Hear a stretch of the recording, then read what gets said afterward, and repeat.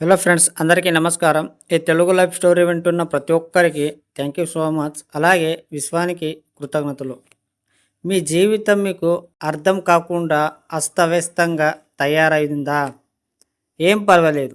గొప్ప గొప్ప వ్యక్తులు జీవితాలని అలాంటి పరిస్థితుల నుండే బయటకు వచ్చారు.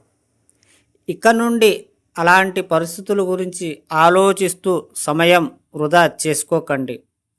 గొప్పవాళ్ళు కూడా వాటన్నిటినీ బాయ్ చెప్పి తమ మనసులో ఏం చేయాలనుకుంటున్నారు, ఏమి కావాలనుకుంటున్నారు అనేది నిర్ణయించుకోవడంలో కోరుకున్నది సాధించారు.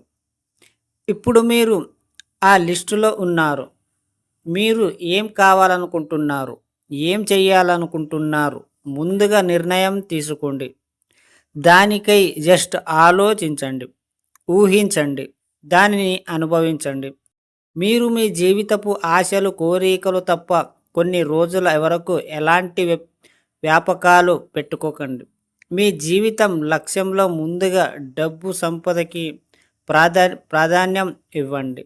ఎందుకంటే మీరు వేసే ప్రతి అడుగుకి ఇవే రెండు అవసరం చాలా ఉంది. మీ ఎదుగుదల వీటితోనే ముడిపడి ఉంది. రూపాయి సంపాదించకుండా పేరు మాత్రమే సంపాదించిన వ్యక్తుల కుటుంబాలు ఈరోజు ఎంతో దయనీయ స్థితిలో ఉన్నాయి. మనం చూస్తున్నాం. మీరు మాత్రం అలా కాకుండా మీ యొక్క కుటుంబాలు హాయిగా ఎలాంటి ఆర్థికంగా అవమానాల పాలు కాకుండా గొప్పగా ఉన్నతంగా ఉండేట్టుగా నిర్ణయం తీసుకోండి. మీ లక్ష్యం వైపు సాగిపోండి. మీ జీవితం మీకు అసలు అర్థమే కావడం లేదా? అసలు మీకు ఏమవుతుంది అనేది కొంచెం మీరు బాగా ప్రశాంతంగా కూర్చొని గమనించండి. ఎందుకంటే ఇది ఒక జీవితం. కొన్నిసార్లు మనకు ఏం జరుగుతుందో, అది ఎలా సాగిపోతుందో అర్థం కాని విషయం. కొన్ని విషయాలలో మనం గమనించినట్లయితే ఎందుకు ఇలా జరుగుతుంది అనే దానికన్నా మీరు పాజిటివ్గా ఏం జరిగినా మన మంచికే జరుగుతుంది అని అనుకొని మీ లైఫ్ని ఏదైతే మీకు ఇప్పుడు కష్టాలు, నెగటివ్స్ అన్నీ ఉన్నాయో దాన్ని పక్కన పెట్టండి. అసలు మీ మనసులో ఏం చేయాలనుకుంటున్నారు అనేది మీరు పక్కా డిసైడ్ కాండి. అది ఎలా తెలుసుకోవాలి అంటే మీరు రాత్రి పడుకునే ముందు లేదా మీరు ఎప్పుడైతే ప్రశాంతంగా ఉంటారో అప్పుడు ఒక్కసారి మీరు ప్రశాంతంగా ఉండి ఒక్కసారి మీ మనసుని అడగండి, లేదా మీ మైండ్తో మాట్లాడండి. నేను ఏం కావాలనుకుంటున్నాను, నాకు ఈ కష్టం నుంచి బయటపడే మార్గం ఏముంది అనేది మీరు ఒక్కసారి మీ ఇన్నర్ మైండ్కి, విశ్వానికి ఒక్కసారి సబ్కాన్షియస్ మైండ్కి క్వశ్చన్ వేసినప్పుడు అది మీకు చెబుతుంది. బాగా అబ్జర్వేషన్ చేయండి.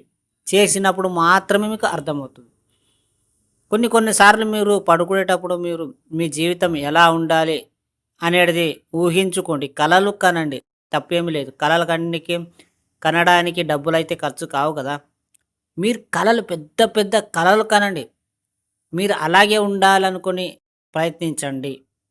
ప్రయత్నం చేయకపోతే ఏది కాదు. కూర్చున్న చోట డబ్బు సంపాదించడం మార్గం ఉంది, కానీ అది ఎలా వాడితే సంపాదించాలనేది అది కొటేషన్ అంతే. జస్ట్ అది ఒక మాట.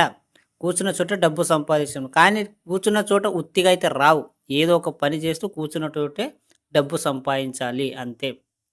అర్థమైందా ఈ స్టోరీ? ఈ స్టోరీ విన్న ప్రతి ఒక్కరికి థ్యాంక్ యూ సో మచ్. అలాగే విశ్వానికి కృతజ్ఞతలు.